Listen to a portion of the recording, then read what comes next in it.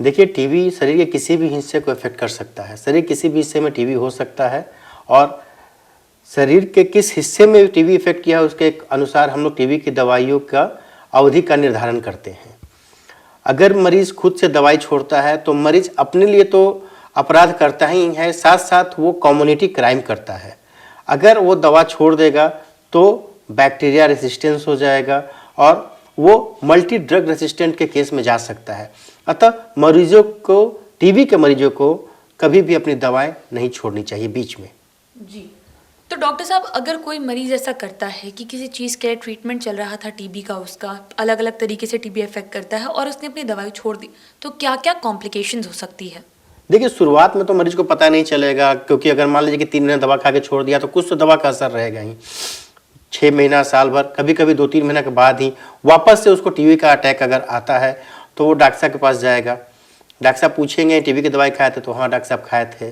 कितना दिन? तो 3 महीना। अब अगर डॉक्टर साहब बोलेंगे क्यों छोड़े थे, तो डॉक्टर साहब बोले थे इसलिए हम छोड़ दिए। वो कभी ये एक्सेप्ट नहीं करता है कि हम अपने से छोड़े थे। अब होता क्या है कि एक बार तो मरीज टीबी की दवा खा लिया, अब दोबारा टीबी की दवा स्टार्ट करने में दुविधा हो जाती है कि अब हम किस रेजिमेन पे जाएं, फर्स्ट लाइन ड्रग पे जाएं या सेकेंड लाइन ड्रग पे जाएं। इससे दूसरी बात क्या होती है, अब मरीज का जांच का खर्चा बढ़ेगा।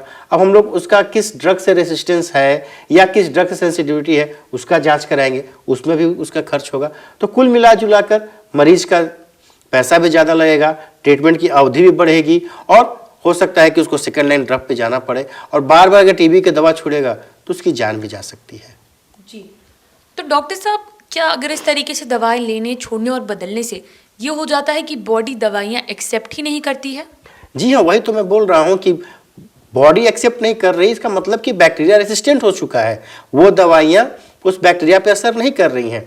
अब हम लोग फर्स्ट लाइन को छोड़कर सेकंड लाइन पर जाते हैं, सेकंड लाइन को छोड़ के थर्ड लाइन पर जाते हैं और अगर वो सेकंड लाइन में भी छोड़ दिया है तो मरीज को भर्ती करके दवा देते हैं और उसके बाद भी अगर वो छोड़ देता है तो उसका बीमारी कभी ठीक नहीं होगा, उसकी जान भी जा सकती है। साथ साथ वो बैक्टीरिया, वो रेसिस्टेंट बैक्टीरिया किसी दूसरे मरीज को इन्फेक्ट करेगा तो उस मरीज को भी तो एमडीआर होने का चांसेस रहेगा और वो मरीज भी फर्स्ट लाइन ऑफ ड्रग से ट्रीट नहीं हो पाएगा।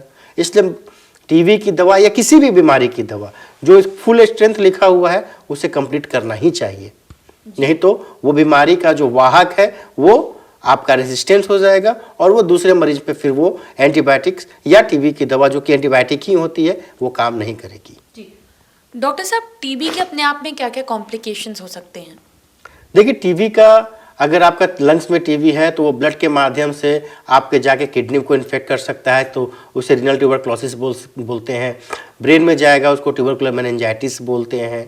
गम में जा सकता है, कहीं भी टीबी कहीं भी जा सकता है और स्प्रेड हो सकता है। अगर ब्रेन में हुआ है तो मरीज की आंखों की रोशनी जा सकती है, मरीज के एक हिस्से को लकवा मार सकता है। लंग्स में है तो लंग्स कोलैप्स हो सकता है, खून की उल्टियाँ, खांसी में खून उसी कारण से आते हैं।